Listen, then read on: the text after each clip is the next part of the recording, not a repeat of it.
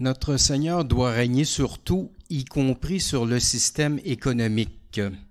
Lorsqu'on regarde l'état de décadence de notre société actuelle, on se demande par où il faudrait commencer pour opérer un redressement. Est-ce qu'il faut faire de l'action politique? Est-ce qu'il faut faire de l'action religieuse? Est-ce qu'on doit tout simplement se replier sur la famille et la vie spirituelle? Je pense que le grand écrivain contre-révolutionnaire Joseph de Maistre nous donnait la réponse lorsqu'il disait « On peut se relever de tout sauf de l'abandon des principes ». Je dirais donc qu'il faut commencer par l'action intellectuelle, même dans des domaines qui peuvent sembler aujourd'hui irréalisables. Construire une économie chrétienne, ce n'est sûrement pas pour demain matin, mais ce qui serait beaucoup plus grave, ce serait d'oublier ce que sont les principes d'une économie chrétienne. Saint Pie X nous disait à peu près la même chose lorsqu'il disait « On ne bâtira pas la société autrement que Dieu ne l'a bâtie. Elle a été, elle est, c'est la cité catholique, omnia instaurari Christo. » Mais encore faut-il se rappeler, se renouveler les principes de cette cité catholique. Il ne faut pas oublier que l'Église est en lutte contre une idéologie qui a plusieurs visages. Elle s'appelle le libéralisme. Elle a un visage religieux avec Martin Luther qui a dit que tout le monde pouvait faire sa religion personnelle. Elle a un visage politique avec Jean-Jacques Rousseau qui affirmait que tous les citoyens étaient libres et égaux et qu'ils étaient rois. Mais on oublie souvent qu'elle a aussi un visage économique avec Adam Smith qui a proclamé le sacro-saint principe de la liberté de commerce. En fait, la liberté, comme son nom l'indique, c'est l'idée maîtresse du libéralisme. Mais cette notion de liberté constitue en fait à proclamer l'autonomie de l'homme par rapport à Dieu et à la nature. Au fond, c'est le non serviam originel de Satan. L'économiste catholique René de la Tour-du-Pin disait que, en son temps, vers 1900, les catholiques pouvaient facilement comprendre les dangers du libéralisme religieux, du libéralisme politique. C'est beaucoup moins vrai aujourd'hui, remarquez-le. Mais déjà, en son temps, ils avaient de la difficulté à percevoir les dangers du libéralisme économique. Or, la Tour-du-Pin disait que si on veut combattre efficacement le libéralisme, il faut le combattre sur tous les plans. Parce que si on en laisse un, le libéralisme va se réintroduire à nouveau, un petit peu comme les démons qu'on chasse par la porte et qui reviennent par la fenêtre, là, dont nous parlait l'Évangile. En fait, le libéralisme, c'est un monstre à plusieurs têtes, un peu comme l'hydre de Lerne, et il faut couper toutes les têtes en même temps si on veut être efficace. Commençons par étudier la question morale du rapport du chrétien à l'argent. L'Écriture est très sévère par rapport à l'argent. On lit dans l'Ecclésiaste « Beaucoup pêchent pour de l'argent. Ainsi le péché pénètre entre la vente et l'achat. » Jésus disait lors de son sermon sur la montagne « Malheur à vous, riches, car vous possédez votre consolation. » Vous vous rappelez sûrement de l'histoire du jeune homme riche qui a refusé de suivre notre Seigneur parce qu'il avait de grands biens. Jésus a alors dit, il est plus aisé à un chameau de passer par le trou d'une aiguille qu'à un riche d'entrer au royaume de Dieu. Alors quand on lit ça, on pourrait avoir l'impression que les riches, ils vont plutôt être en enfer qu'au ciel. Mais pourtant, l'Écriture nous montre aussi des exemples de saints riches. Pensez par exemple au roi mage. Pensez par exemple à Joseph d'Arimathie qui a payé le sépulcre de notre Seigneur. Évidemment, il faut interpréter dans un sens spirituel ces passages de l'Évangile. Ce n'est pas tellement ni la richesse ni la pauvreté qui nous conduit au ciel que l'amour du prochain et l'amour de notre Seigneur. Mais encore faut-il bien le comprendre et non pas appliquer une interprétation littérale comme bien des chrétiens l'ont fait au fil de l'histoire. La première communauté chrétienne, celle de Jérusalem, était communiste. Alors, les gens avaient mis tous leurs biens en commun. Il n'y a plus personne qui travaillait. Et au bout de quelques années, ils étaient sur le point de mourir de faim. Il a fallu que Saint Paul quête aux autres communautés chrétiennes dans le monde pour venir en aide aux saints de Jérusalem. Alors, pourquoi ils faisaient ça? Parce qu'eux autres, ils s'attendaient à la fin du monde pour bientôt. Alors, dans ce temps-là, ça ne donne pas grand-chose de travailler, effectivement. Mais cette hérésie communiste est revenue fréquemment dans l'histoire de l'Église, par exemple avec les fratricelles au Moyen Âge, ou à une époque plus récente, avec la théologie de la libération du père Leonardo Boff au Brésil dans les années 1960. Le communisme est pourtant une bonne idée. C'est une idée chrétienne dans les monastères. Les bénédictins mettent tous leurs biens en commun. Un bénédictin ne possède pas sa brosse à dents. La brosse à dents appartient à la communauté. Ça ne veut pas dire que les bénédictins se brossent tous les dents sur la même brosse, là. Chacun se voit attribuer une brosse à dents, mais il ne la possède pas. Mais l'erreur, ce serait d'étendre ce principe qui est bon pour les monastères à toute la société civile. C'est un peu comme si on voulait étendre le principe de chasteté à toute la société. L'histoire ne durera pas tellement longtemps. Les hérétiques cathares ont fait cette hérésie-là au Moyen Âge. Mais il ne faut pas tomber non plus dans l'autre excès et penser que la pauvreté, c'est tellement spirituel qu'on peut faire comme le Maharishi Mahesh Yogi, avoir 80 Rolls-Royce, vivre dans des palais et être à un niveau qui fait en sorte que ça ne nous affectera pas. Quand dans l'Écriture on parle de la pauvreté, rappelons-nous qu'il s'agit de la pauvreté au sens ancien du terme et non pas au sens moderne.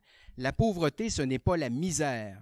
C'est en fait ce qu'on appellerait aujourd'hui un niveau de vie moyen. Saint Joseph n'était pas un misérable. Alors c'était un honnête travailleur qui gagnait bien sa vie, qui faisait bien son travail et il ne devait pas se démarquer des autres de Nazareth, ni par sa richesse, ni par sa pauvreté. Aristote disait que l'aisance moyenne favorise la vertu. Mais c'est toujours assez difficile de maintenir l'équilibre pour un chrétien entre Dieu et Mammon. Venons-en maintenant au système économique. Il existe 3 systèmes économiques possibles, 3 grands principes économiques.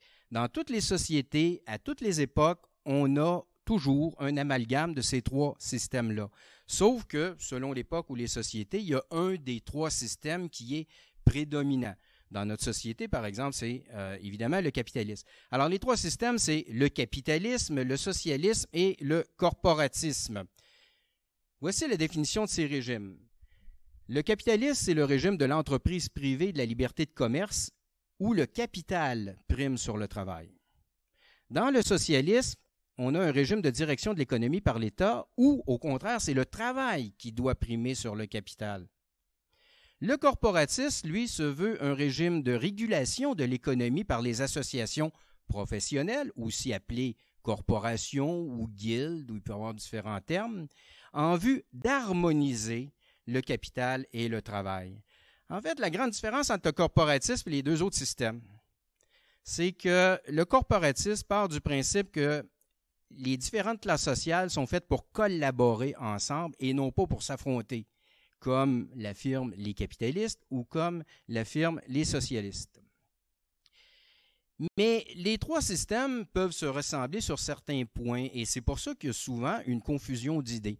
Alors, j'ai mis ici en bleu les principes du corporatisme, entreprise privée, État fort, protectionnisme, personnalisme, droit de Dieu. Mais j'ai également mis en bleu les éléments du système catholique qu'on peut retrouver dans le capitalisme ou dans le socialisme.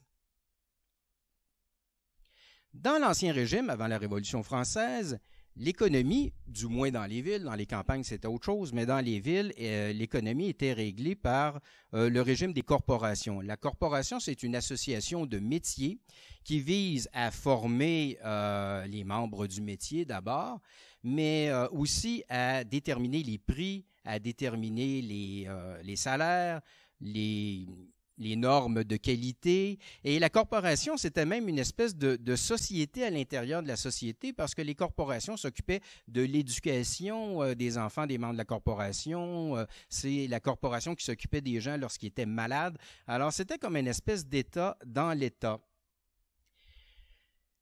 On associe le corporatisme au Moyen Âge. Et en fait, c'est le principal reproche que l'on a fait au projet économique corporatiste, c'est d'être dépassé, passéiste, médiéval.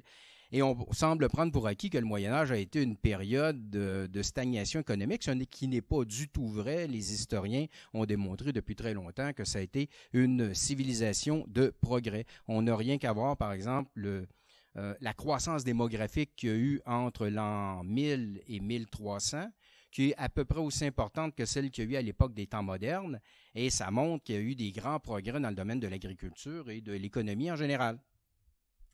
Mais le corporatisme déplaisait aux philosophes des Lumières du 18e siècle qui, eux, défendaient un autre principe, le principe de la liberté de commerce.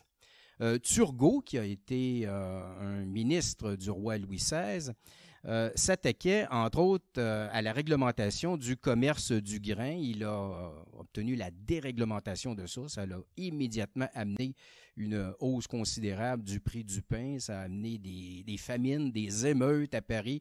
On est rapidement revenu en arrière, mais l'idée de la liberté de commerce est revenue et elle a triomphé lors de la Révolution française avec la loi Le Chapelier qui abolissait toutes les corporations de métiers d'Ancien Régime. Ça a eu pour effet de mettre les ouvriers à la merci complète de leur patron. Ça a provoqué une misère qui n'existait plus au temps de l'Ancien Régime. Les abus du capitalisme du 19e siècle ont entraîné la réaction socialiste dont on nous parle tout le temps, mais ce qu'on oublie souvent de mentionner, c'est que les premiers critiques du système capitaliste de l'école de Manchester, le capitalisme sauvage de l'époque victorienne, les premiers critiques de ça, ça a été plutôt des catholiques. On pourrait se demander à quoi ça sert d'étudier la doctrine sociale de l'Église aujourd'hui, alors que il n'y a plus personne qui va à la messe, puis l'Église est en plein effondrement. Pour répondre à cette objection, il faut se dire que, vous savez, aujourd'hui, ça ne sert plus à rien de voyager.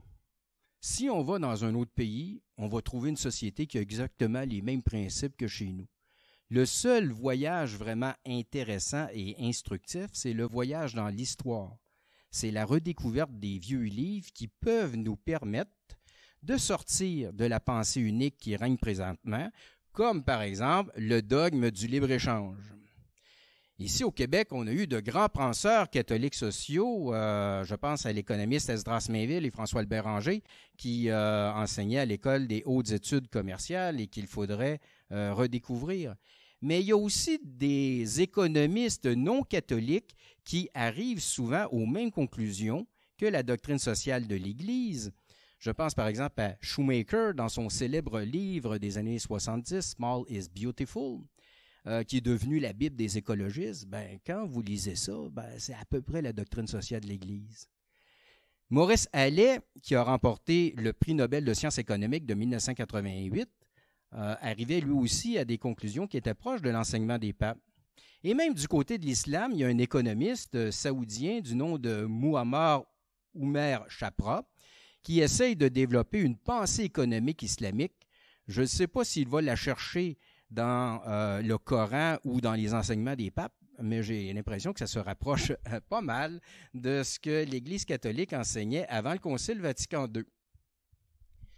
Le catholicisme social est apparu vers 1870 en France avec Albert Demun, René de la Tour du Pin et Léon Armel. Albert Demun a été pendant plus de 40 ans député à l'Assemblée nationale française. Il a présenté des projets de loi pour protéger la classe ouvrière. René de la Tour du Pin, lui, c'était plutôt l'intellectuel du groupe. Charles Maurras disait « Ce n'est pas René de la Tour du Pin qui est de l'Action française, c'est l'Action française qui est de la Tour du Pin. » Quant à Léon Armel, lui, c'était plutôt un homme d'action. Il a fondé une entreprise, une filature qui était très prospère, qui employait plus de 3000 employés. Il a constitué autour de ça une espèce de village à Val-des-Bois et cette communauté essayait de vivre selon les principes chrétiens.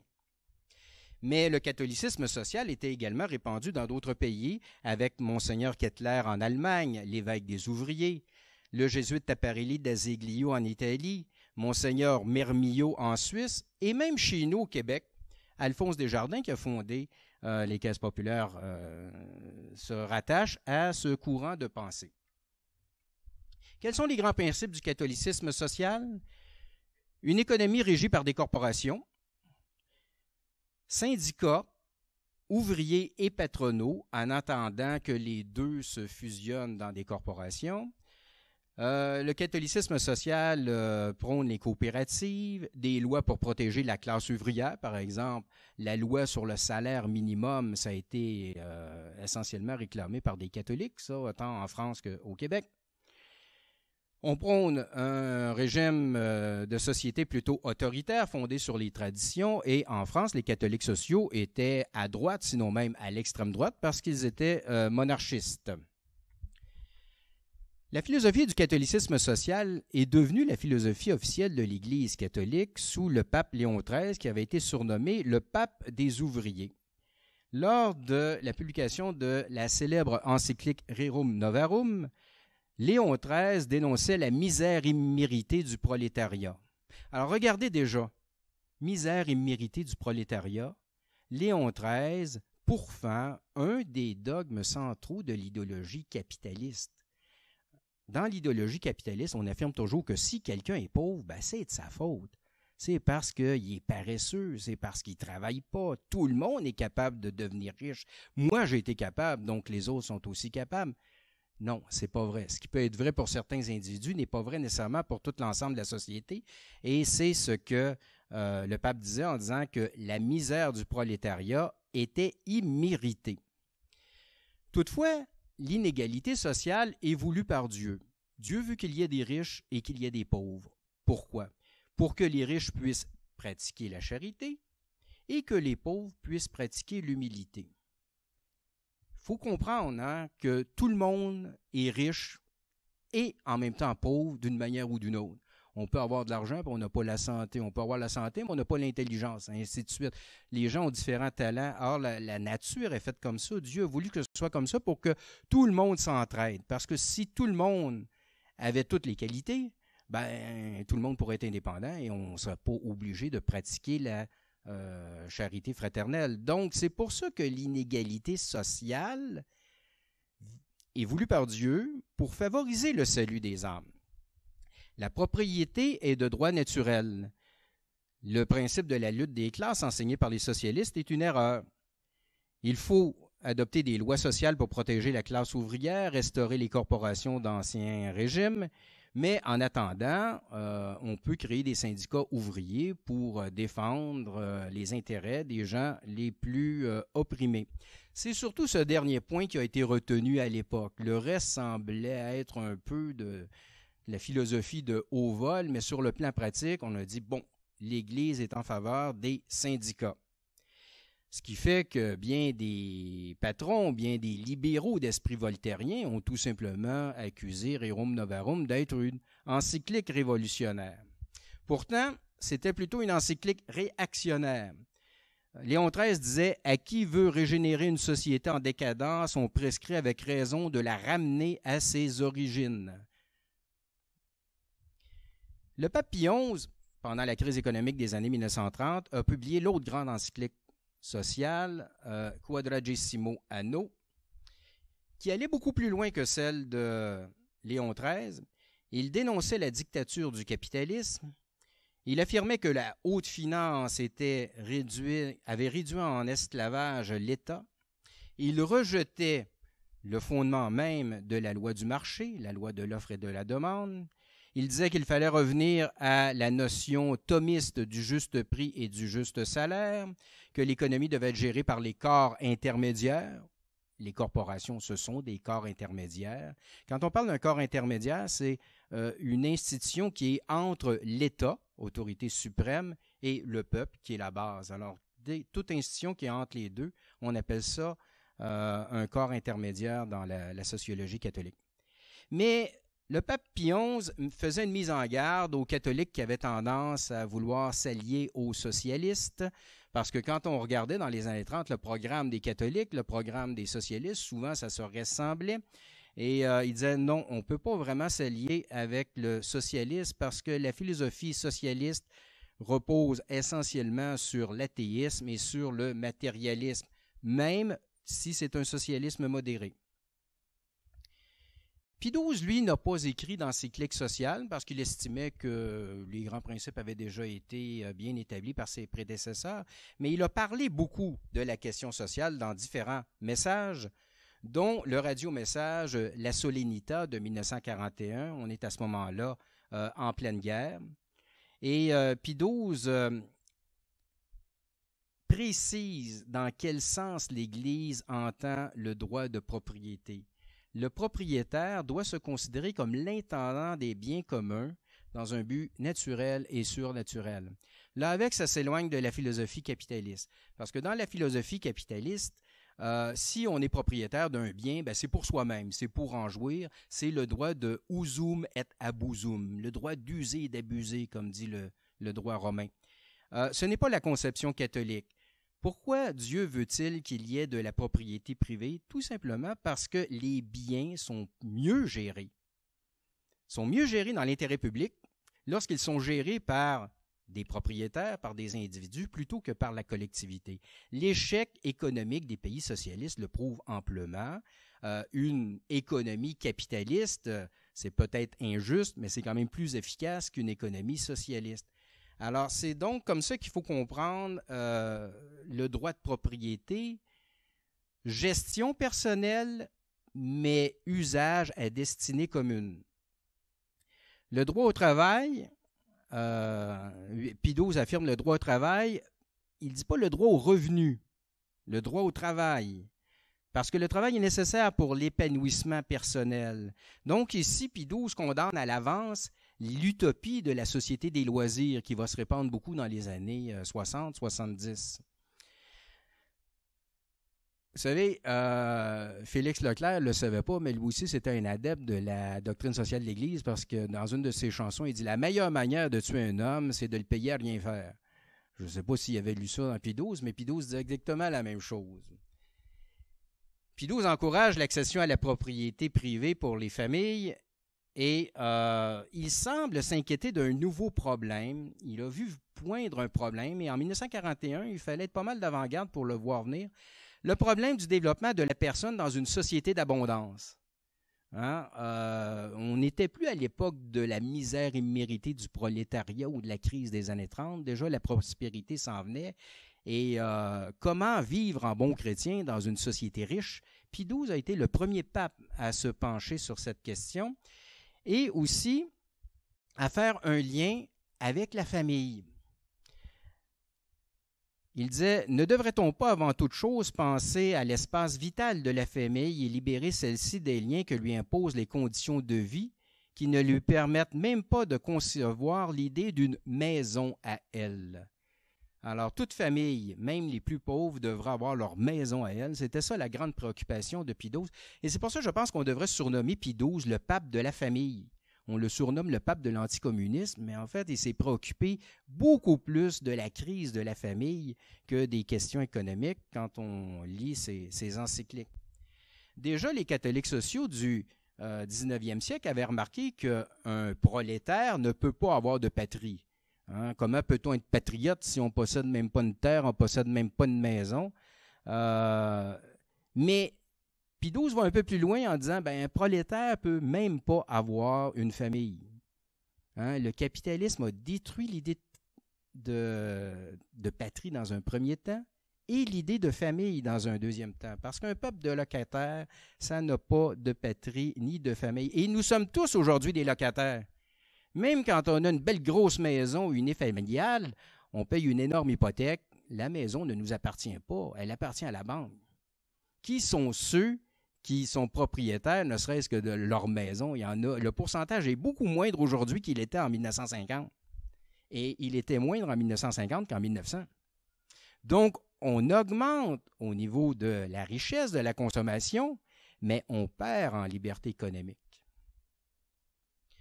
Nous sommes maintenant dans un régime de prolétariat de luxe. Les gens sont mieux payés qu'autrefois, mais sont beaucoup moins libres dans l'exercice de leur profession. Pensez par exemple aux médecins. Un médecin aujourd'hui gagne beaucoup plus d'argent qu'un médecin en 1950. Mais en 1950, le médecin dirigeait sa pratique lui-même comme il le voulait. Il était indépendant. C'était un homme libre, un professionnel. Aujourd'hui, le médecin est un fonctionnaire. il est dans une clinique familiale et il est mesuré, il ne doit pas passer plus que 10 minutes de temps avec chaque patient. C'est à peu près le même régime que le minutage dans les usines de production à la chaîne, là.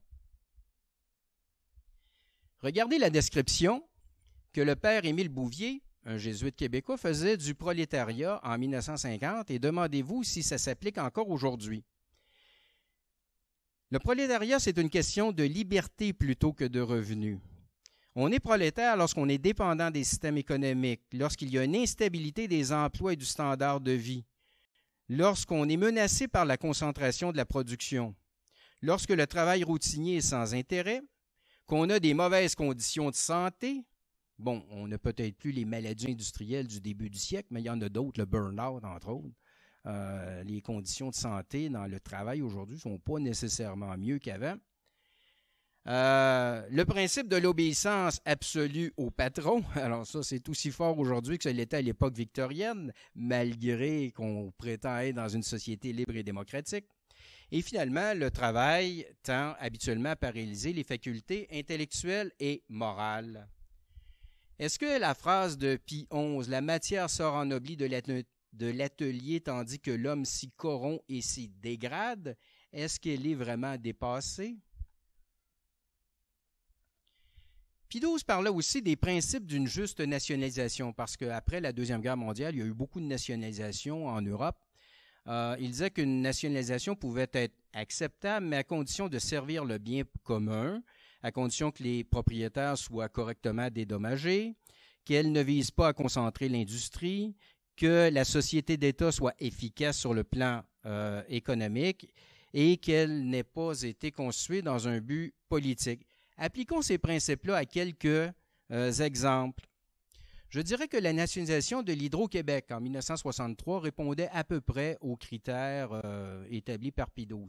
Par contre, la nationalisation de Petro-Canada en 1980, je pense que ça ne répond pas, pour deux raisons. La première, c'est que ça a favorisé la concentration de l'industrie du pétrole et du gaz en faisant disparaître dans l'Ouest canadien beaucoup de petites et moyennes entreprises. Et deuxièmement, ça n'a jamais été rentable, Petro-Canada. On ne voit vraiment pas ce que le gouvernement allait faire dans cette industrie-là. La nationalisation des mines de cuivre au Chili par le gouvernement socialiste d'Allende en 1970 est définitivement condamnable du point de vue catholique parce que les propriétaires, c'était la multinationale américaine ITT, alors ils n'ont tout simplement pas été dédommagés. La nationalisation de Renault en 1945 en France, même chose. Au fond, on a nationalisé Renault pour punir son président, Pierre Renault, d'avoir été du côté de Pétain durant la Deuxième Guerre mondiale. Mais Pie XII rappelle que la solution aux problèmes économiques ne se trouve pas du côté des nationalisations, mais plutôt du côté des corporations et des coopératives. Examinons maintenant deux règles d'or du capitalisme, la loi du marché, qu'on appelle aussi la loi de l'offre et de la demande, ainsi que le principe du prêt à intérêt. Alors, tout le monde connaît la loi du marché. Elle est assez facile à comprendre et je pense que c'est un peu ce qui explique son succès. Alors, si l'offre est forte et que la demande est faible, les prix vont avoir tendance à baisser. Si au contraire, la demande est forte et que l'offre est faible, les prix vont avoir tendance à monter. Mais à long terme, tout ça va s'équilibrer. C'est ce que Adam Smith disait. Il disait, il y a une main invisible qui règle l'économie et cette main invisible va faire en sorte que le prix qui va se retrouver sur le marché est en réalité le juste prix. Est-ce que c'est vrai? Je ne pense pas. Je pense qu'en fait que la fameuse loi du marché est un mythe idéologique. Un peu comme le principe de la lutte des classes pour le socialisme.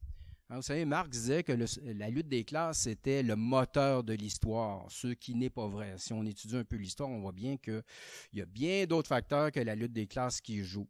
Cependant, oui, la lutte des classes peut parfois expliquer certaines choses. C'est une loi partielle de l'histoire, mais Marx a commis l'erreur d'en faire une loi générale. De la même manière, Adam Smith a pris une loi partielle de l'économie, la loi de l'offre et de la demande, pour en faire une loi générale. Pie XI rejetait à la fois le socialisme et le capitalisme, ainsi que leurs lois fondamentales, on le voit dans ce passage, de même qu'on ne saurait fonder l'unité du corps social sur l'opposition des classes, ainsi on ne peut attendre du libre jeu de la concurrence, c'est-à-dire la loi du marché, l'avènement d'un régime économique bien ordonné. C'est en effet de cette illusion, comme d'une source contaminée, que sont sorties toutes les erreurs de la science économique individualiste. Georges Valois, le grand économiste de l'Action française, écrivait dans son livre L'économie nouvelle en 1925 « Si au lieu de raisonner en marchands, les économistes avaient raisonné en producteurs, ils auraient découvert sans grande difficulté que la valeur des produits est influencée non pas par le désir des acheteurs, mais par le coût de revient. Ça, le coût de revient, c'est ce que ça nous coûte pour produire un bien et le distribuer. Alors, c'est ce que ça nous coûte pour l'amener finalement sur les étagères du magasin. Ce n'est pas la demande qui influence les prix, mais les prix qui influencent la demande. La loi de l'offre et de la demande a été inventée pour légitimer les opérations de la bourse. Les spéculateurs financiers, c'est eux qui ont conçu l'idéologie du système social actuel. Les spéculateurs ont le plus grand intérêt à convaincre le public de la valeur scientifique de cette loi. Revenons sur deux passages. Valois dit « Ce n'est pas la demande qui influence le prix, mais les prix qui influencent la demande. » Un exemple qui peut le montrer, c'est la Ford T. 1925, la Ford T se vendait 300 $ américains, ce qui correspond aujourd'hui à 3 300 $, si on tient compte de l'inflation. Actuellement, il n'y a pas au Canada des voitures neuves qui sont en vente à 3 300 $. Vous allez me dire, c'est impossible? Ben non, c'est possible parce qu'en Inde, ils le font. La compagnie Tata Nano, en Inde, est capable de mettre sur le marché une automobile neuve, de très bonne qualité, à 2000 $. Alors, qu'est-ce qu'ils font? Ben, on fait en Inde exactement ce que Ford a fait aux États-Unis dans les années 1920.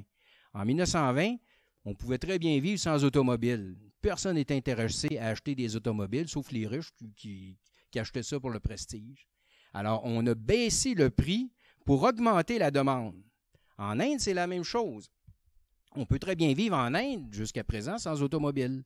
Et les Indiens ne sont pas prêts à mettre beaucoup d'argent sur une automobile, mais si 5-2 000 $, là, ils seraient prêts à le mettre. Mais quand les Indiens ne seront plus capables de se passer d'automobile, vous allez voir qu'ils ne se vendront plus à 2 000 $, les automobiles. C'est donc le prix qui détermine la demande et non pas la demande qui détermine le prix. C'est la loi inverse de ce qu'enseignent les économistes libéraux. L'État craint de porter une main sacrilège sur les libres mouvements de l'offre et de la demande et sur les autres déesses de l'économie politique. Alors, quand je disais ça, moi, je pensais à l'achat de la compagnie Rona, qui était un fleuron de l'entrepreneurship québécois par des Américains il n'y a pas tellement longtemps, et la réaction du ministre de l'Économie du Québec, Dominique Anglade, qui a tout simplement dit « on ne peut pas rien faire, le gouvernement ne peut pas empêcher ça, c'est la libre concurrence, c'est la loi du marché. » Une loi sacrée. Mais cette loi est-elle vraie? Est-elle morale? On va prendre un exemple, l'exemple de quelqu'un qui est dans le désert et qui n'a pas bu depuis un certain temps. Et je vais justement en profiter pour prendre moi-même une gorgée d'eau.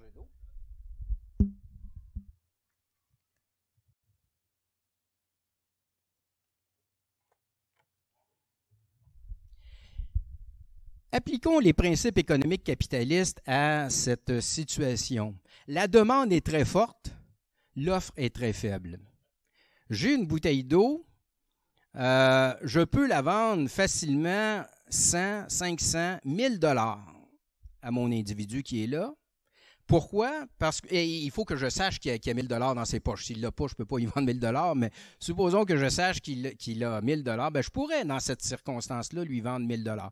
Parce que la demande est très forte, l'offre est très faible, donc on a le juste prix capitaliste. Ben non, une bouteille d'eau, ça ne vaut pas 100 $. Quand on évalue le juste prix, il faut se demander, ben, elle m'a coûté combien cette bouteille d'eau-là? Ça m'a coûté combien pour me rendre à l'endroit où je suis pour lui vendre? C'est quoi le coût de revient? J'ai droit à une marge raisonnable de profit, mais je n'ai pas le droit de profiter de la faiblesse de l'acheteur pour monter des prix de manière éhontée. C'est la même chose pour le salaire, parce que les capitalistes nous disent que la loi du marché doit régler aussi le salaire. Alors moi, j'ai un travail de plomberie à faire chez moi. J'ai 10 plombiers qui sont prêts à le faire, puis ils n'ont pas beaucoup de clients. Alors bon, je vais leur offrir de faire le travail à 50 $ l'heure. Si au contraire, j'ai qu'un plombier qui est intéressé, qui peut faire le travail, puis en plus c'est pressant, ben là le plombier pourrait m'imposer son travail à 100, 200 $ l'heure. Mais au fond, dans un cas comme dans l'autre, c'est le même travail, c'est le même plombier, c'est les mêmes équipements, c'est les mêmes compétences. Le prix, ou pas le prix, mais le salaire devrait être fixé en fonction de la valeur du travail et non pas en fonction d'un rapport de force. Parce que ce qu'il faut comprendre, c'est que la justice ne peut jamais venir d'un rapport de force. La justice doit venir d'en haut, d'une autorité, en vertu de principes. Dans un rapport de force, vous pouvez avoir un compromis. Si le compromis correspond à la justice, c'est par erreur, par accident. Ce n'est pas intrinsèquement à cause du système de rapport de force. Examinons maintenant quels sont les principes économiques scolastiques. Alors, c'est assez drôle quand on parle d'économie de se tourner vers saint Thomas d'Aquin, mais pourtant, il en a parlé beaucoup et d'autres théologiens de son temps. Avant le 13e siècle, l'Église avait à peu près pas de discours économique parce que l'Europe vivait dans une économie rurale basée sur le troc, une économie simplement de subsistance qui avait assez peu de commerce. Mais à partir du 13e siècle, une certaine économie commerciale va se développer dans les villes européennes et c'est là que l'Église a développé des règles pour encadrer moralement ces nouvelles activités. Saint Thomas décrit les règles qui doivent fixer le juste prix, le juste salaire. Il faut d'abord faire une évaluation objective de la valeur, soit du travail, soit de l'objet. Cette évaluation doit reposer sur le coût de revient, la production plus la distribution, auquel on rajoute un profit raisonnable. Mais c'est là qu'est le problème. Qui va déterminer ce qu'est un profit raisonnable? En vertu de quelles règles? Saint Thomas d'Aquin nous dit que ça doit être l'estimation commune. Qu'est-ce que c'est que l'estimation commune? C'est l'opinion générale de ceux qui sont dans le métier. En fait, au Moyen Âge, c'était les membres de la corporation qui connaissaient très bien leur métier, qui savaient si ce travail-là valait tant ou si ce produit-là valait tant. Alors, l'estimation commune doit être faite par des spécialistes. Aujourd'hui, bien sûr, les industries sont beaucoup plus compliquées, mais on a des économistes, on a des statistiques, on a des moyens assez précis qui nous permettraient d'arriver à une évaluation correcte du coût de revient et d'un profit raisonnable. Pour ce qui est du salaire maintenant, il doit tenir compte des besoins de la famille. Le principe à salaire égal, le principe à travail égal, salaire égal, qui a été inclus dans la loi canadienne en 1940, à première vue, nous apparaît très bien, mais il est faux. Il est faux parce que dans une économie chrétienne, un père de famille de 10 enfants devra avoir un salaire plus élevé que celui qui a seulement 2 enfants ou celui qui est célibataire. Et dans les années 30, les catholiques militaient en faveur de cette idée de salaire familial. J'ai l'impression que les grandes entreprises s'en méfiaient et ils ont insisté pour que le gouvernement rentre dans la loi du travail ce principe à salaire égal, à travail égal, salaire égal. Finalement, l'économie devrait être réglée par les corporations. Saint Thomas insiste aussi sur la valeur sanctifiante du travail. Alors, je signale au passage que c'est un peu un idéal différent de ce que nous propose l'Auto-Québec. Regardons les deux étendards. Dans l'économie chrétienne, on veut assurer le salut de la société par l'altruisme. Saint Thomas disait « Au bien d'un seul, on ne doit pas sacrifier le bien de la communauté ». Dans une économie capitaliste, on part du principe que le salut, le bien commun, peut découler de l'égoïsme de tous. Charlie Wilson, le président de General Motors, disait en 1953, « Ce qui est bon pour GM est bon pour l'Amérique. » C'est un des grands dogmes du capitalisme, c'est ça ici. Examinons maintenant la question du prêt à intérêt que l'on appelait traditionnellement l'usure et qui était considéré comme un péché par l'Église catholique. Vous connaissez sûrement la fameuse maxime « Time is money hein, », le temps est de l'argent. Il paraît qu'elle vient de Benjamin Franklin, un des pères de la Révolution américaine. Sauf que ça avec, c'est un méchant mensonge. Le temps, c'est pas de l'argent. C'est le travail qui est de l'argent. Le travail peut produire de l'argent, pas le temps. Le temps, c'est une période qui nous est gracieusement donnée par le bon Dieu pour faire notre salut. C'est comme ça qu'on doit concevoir le temps. En fait, cette devise « Time is money », elle n'est vraie que pour les prêteurs d'argent, que pour les usuriers. Voyez-vous comment les financiers ont construit un monde à leur image? Parce qu'aller dire ça à tout le monde, le temps c'est de l'argent, tout le monde est d'accord avec ça. Jamais personne s'arrête pour s'interroger si les maximes qui dominent la pensée de notre époque sont vraies ou fausses. Un autre maxime très courante, « Mon argent travaille ». Hein, ça, c'est l'argument de ceux qui défendent le prêt à intérêt. Ils vont dire, oui, c'est le travail qui doit produire la richesse, qui produit l'argent, mais c'est mon argent qui travaille. Mais non, l'argent ne peut pas travailler. Les religions monothéistes, christianisme, judaïsme, islam, ont condamné l'usure. Les religions païennes, que ce soit le paganisme gréco-romain de l'Antiquité, l'hindouisme ou le bouddhisme d'aujourd'hui, ne condamnent pas le prêt à intérêt. Et c'est pour ça que je pense que le libéralisme, on peut le rattacher aux religions païennes. Le libéralisme est en fait un néo-paganisme et sa position sur l'usure peut en être un exemple. Aristote avait une belle formule, « L'argent ne fait pas de petits ». Saint Thomas disait, « Recevoir un intérêt pour un prêt d'argent est de soi injuste, car c'est vendre ce qui n'existe pas. » Pourtant, l'Église a toléré la pratique de l'usure dès le 15e siècle. Au 16e siècle, l'hérétique protestant Jean Calvin a même légitimé l'usure en mettant simplement une petite réserve, il ne faut pas que le taux d'intérêt soit trop élevé. Mais ça n'a aucun sens. Si l'usure, c'est un vol, que le vol soit petit ou qu'il soit gros, ça reste un vol. Un taux d'intérêt de 3 %, c'est tout aussi usuraire qu'un taux d'intérêt de 30 %.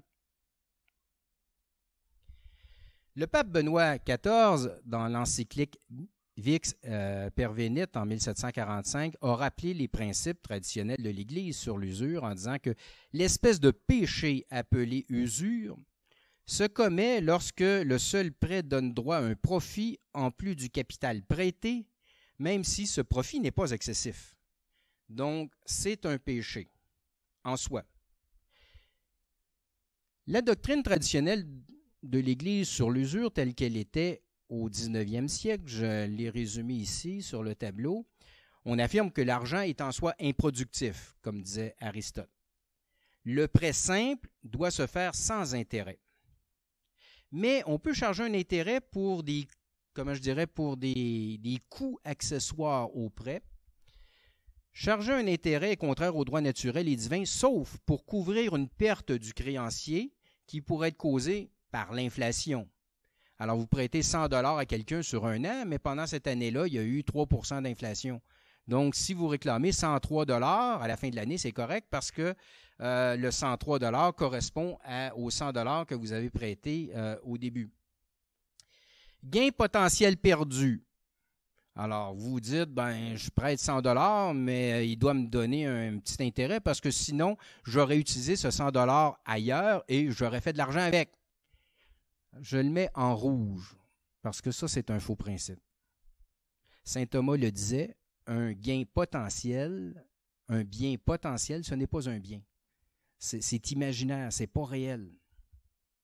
Le non-respect des délais par le créancier, les frais administratifs, enquête de crédit, ouverture de dossier, tout ça, c'est des frais corrects, normaux, il n'y a rien d'immoral. Mais l'Église rajoutait le taux d'intérêt légal. C'était considéré comme légitime. Le taux d'intérêt légal au Québec est de 6 % en vertu du Code civil.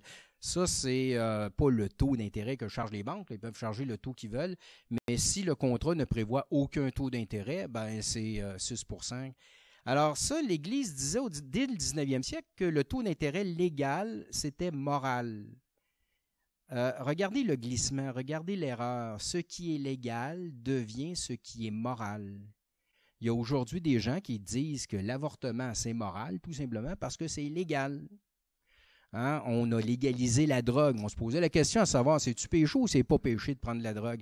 Mais maintenant, les gens vont dire, écoutez, c'est légal, donc ça ne peut pas être péché. Mais cette erreur, l'Église la faisait déjà sur la question du prêt-intérêt au 19e siècle. Alors, c'est pour ça que j'ai mis en rouge ces 2 points qui sont critiquables. Mais regardez en pratique quelle était l'attitude de l'Église. L'instruction sur l'usure de la Sacrée Congrégation de la Pénitentiarie en 1873 rappelait les principes traditionnels. Le prêt-intérêt est en soi un péché de vol. Un intérêt peut être prélevé à titre accessoire et légitime du contrat. Le taux d'intérêt légal du pays est un titre légitime. Ça, c'est critiquable. Le taux d'intérêt ne doit pas être excessif, surtout pour les pauvres. Bon, ben, écoutez, en quoi voler un riche, c'est moins péché que de voler un pauvre? En quoi faire un petit vol, c'est moins péché? Bon, il peut y avoir une différence dans la gravité morale du péché, mais ça reste un péché pareil. Mais c'est surtout le dernier point sur lequel je voudrais attirer votre attention. Les confesseurs ne doivent pas inquiéter les pénitents sur cette question, tant qu'elle ne sera pas tranchée par le Saint-Siège. Elle n'a jamais été tranchée par le Saint-Siège. Puis, il savait quand il écrivait ça en 1873. Ça me fait penser un petit peu à l'attitude de l'Église sur la contraception. Le pape Paul VI condamne la contraception dans Humanae Vitae, rappelle les principes traditionnels, mais après, les évêques envoient des directives aux prêtres en disant parlez pas de ça en confession, achetez pas les pénitents avec ça. Donc, condamnation théorique, acceptation pratique. Je me demande si les concessions que l'Église a faites sur le prêt à intérêt n'a pas été la première concession qui a été faite au libéralisme et qui nous a conduit au marasme actuel. Parce que l'Église s'est montrée beaucoup trop tolérante dès le 14e siècle sur cette question-là. Et aujourd'hui, le prêt-intérêt est encore moins justifiable lorsqu'on connaît le système moderne de création de la monnaie. Hein, la plupart des gens s'imaginent encore aujourd'hui que si je vais dans une banque et j'emprunte de l'argent, ben la banque va me prêter l'argent qui se trouve dans les comptes d'épargne de tous ses clients. Qui n'en ont pas besoin, vont me prêter ça. Ça, c'était vrai au Moyen Âge. C'est plus comme ça que ça marche aujourd'hui parce que si je suis une compagnie multinationale et que je veux emprunter 10 milliards de dollars, ils ne trouveront pas ça dans les comptes de banque des Canadiens. Là. La plupart des gens, la majorité des Canadiens ont des comptes en bas de zéro. Faisons-nous pas d'illusions. Mais jamais une banque va vous dire monsieur, vous avez un bon dossier, normalement on vous prêterait, mais là, qu'est-ce que vous voulez, c'est dommage, on n'a pas d'argent à prêter. Ils en ont toujours de l'argent à prêter. Un gouvernement veut emprunter 50, 100 milliards de dollars, ils vont en avoir de l'argent à lui prêter. Où est-ce qu'ils prennent cet argent-là? Bien, tout simplement parce que la loi leur permet de créer la monnaie. Alors, ils créent le milliard de dollars, mais la condition, c'est que lorsque le milliard est remboursé, bien, il faut que je le détruise. Sans ça, il y aurait trop d'argent en circulation, puis il y aurait une inflation monstre. Alors donc, en termes simples, vous voulez m'emprunter 100 $, je ne l'ai pas, je pitonne, je le crée, la loi me le permet, je vous prête 100 $, vous me remettez le 100 $, je pitonne, j'ai éliminé le 100 $ du système monétaire. Mais entre-temps, je vous ai chargé 10 % pour le lourd travail et le bon service que je vous ai rendu. Quand on raconte ça, il y a des gens qui ne le croient pas. Ben non, ça ne se peut pas que ce soit de même. Bon, OK. Alors, je suis allé sur Wikipédia. Il n'y a rien de plus officiel que Wikipédia. Alors, voici ce qu'on dit sur création de monétaire. Dans le système monétaire actuel, la monnaie est essentiellement scripturale. Elle est créée par les banques, par un jeu d'écriture, sur simple demande, et dans certaines limites, en échange d'une promesse de remboursement. La Banque d'Angleterre décrit ainsi ce phénomène. À chaque fois qu'une banque fait un prêt, elle crée simultanément un dépôt sur le compte en banque de l'emprunteur, créant ainsi de la nouvelle monnaie. On dit aussi parfois que la banque crée de l'argent ex nihilo. Ce système-là, il est très bon.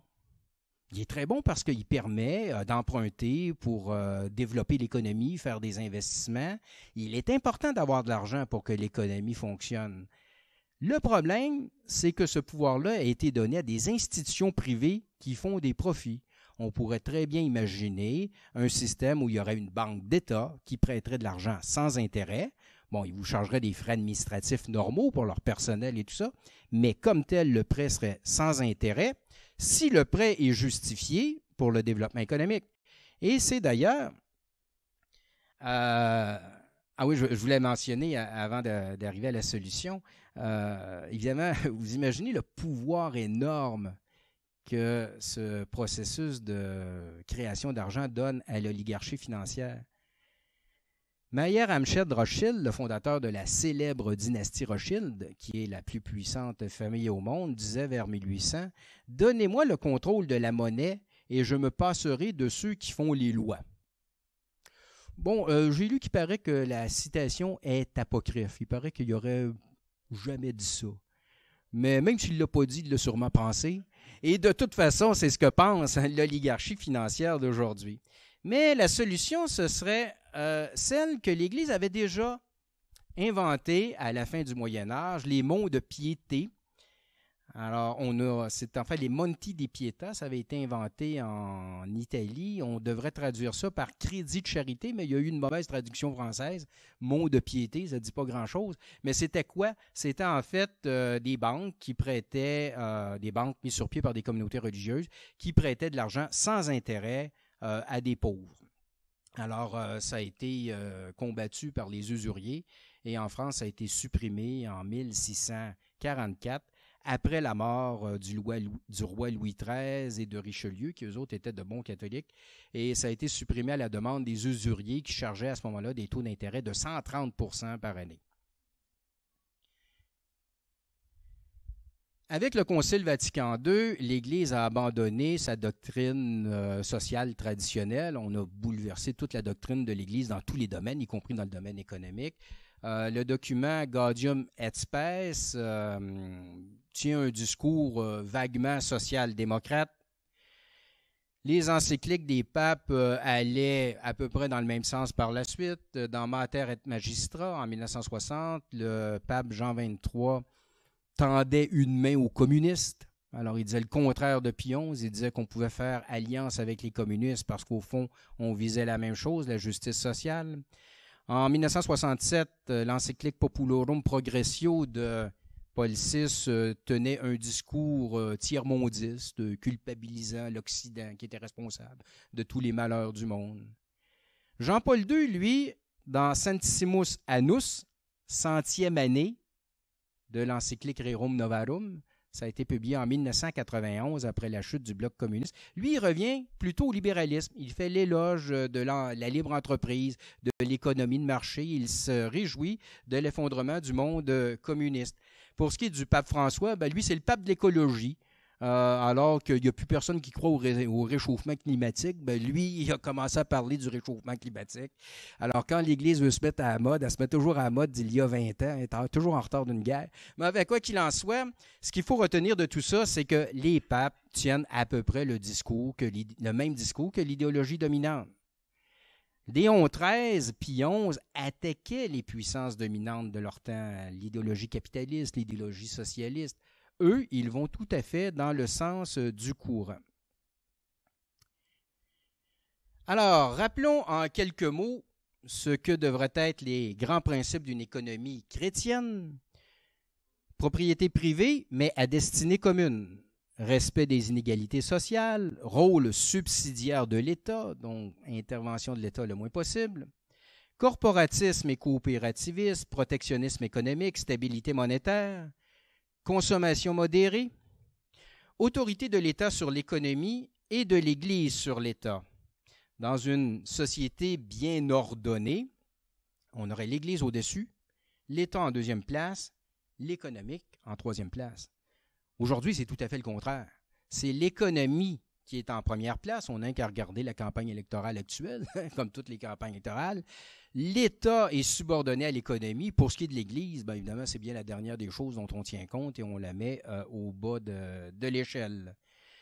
Une économie chrétienne, notons-le, aurait tendance à sauvegarder l'environnement tout simplement parce qu'elle prônerait un niveau de consommation plus modéré. Mais il y a surtout un grand principe qu'il ne faut jamais oublier lorsqu'on se penche sur la question économique, c'est que l'homme ne vit pas seulement de pain, mais aussi de la parole de Dieu. Je vous remercie.